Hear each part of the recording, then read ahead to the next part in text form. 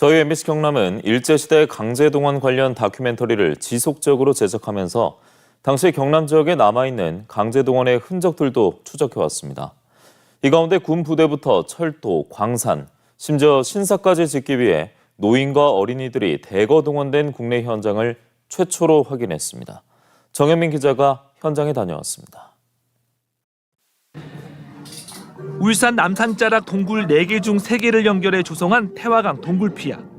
이 동굴들은 1940년대 일본군이 남산 인근 비행장을 군사시설로 개조한 뒤 만들었습니다.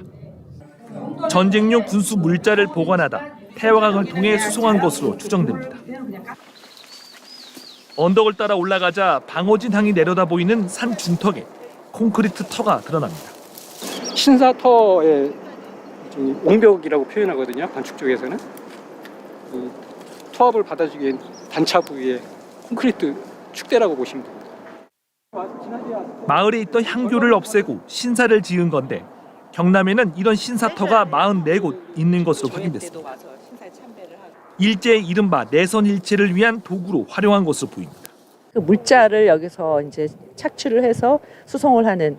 그래서 이제 항구 장생포 항이라든가 방어진 항이라든가 이런 항구를 일찍부터 개항을 해서 그걸 동원한 그런 지역이죠.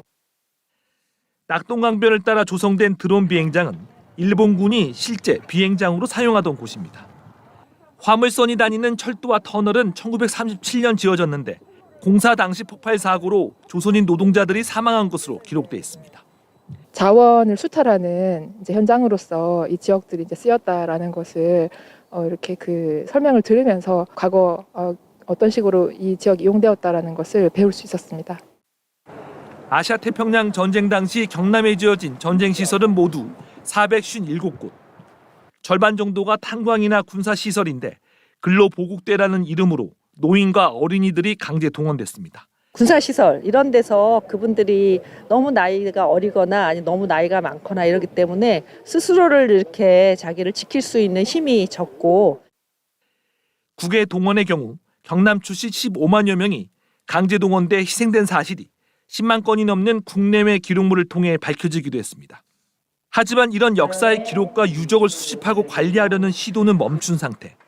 보존을 해야 되나 뭐 이런 것들이 잘 정립되지 않은 것 같아요. 사회 전체적으로. 그래서 그런 거 볼 때마다 좀 아쉬움이 있고 어떻게 잘 어떤 부분을 보존하고 어떤 부분을 잘 변형시켜서 경상남도가 4년 전 국내외 소장 기록물을 수집하고 기록물 관리 규정과 운영 방안을 마련하기 위한 용역을 한 차례 수행한 뒤론 진척이 없습니다. 지금이라도 강제 동원의 역사적 사실과 유적을 체계적으로 기록 관리하고 이를 전시 보존하는 기념 공간을 조성하기 위한 조례 제정부터 다시 시작해야 합니다. MBC 뉴스 정영민입니다.